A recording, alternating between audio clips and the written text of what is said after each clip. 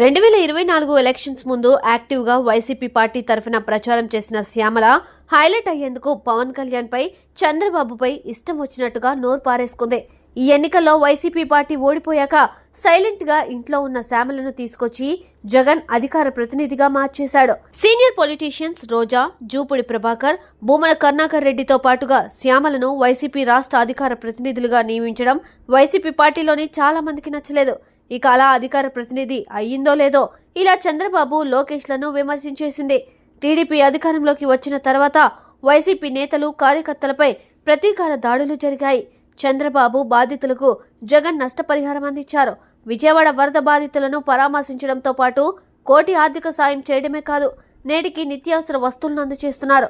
2 ఎకరాలతో మొదలుపెట్టిన చంద్రబాబు నేడు 2 లక్షల కోట్ల స్థాయికి ఎలా ఎదిగారంటూ ఇష్టం వచ్చినట్టుగా నోరు పారేసుకుంది. మరి శ్యామలకు ఎంతో మంది ఎన్ని కౌంటర్లు వేసినా కిరాకార్పి వేసిన కౌంటర్ మాత్రం నెట్టింట సంచలనంగా మారింది. శ్యామలకు జగన్ వైసీపీ అధికార ప్రతినిధి పదవిని ఇవ్వగానే ఆమె జగన్ దగ్గర మార్కులు కొట్టేయాలని సీఎంపై పడింది. పదవికి డబ్బులకు అమ్ముడుపోయి చిల్లర శ్యామలగా దిగజారిపోయిందంటూ ఆర్పీ సెన్సేషనల్ కామెంట్స్ చేశాడు. 2014-2019 మధ్య 72% పోలవరం పనులు పూర్తి చేసింది.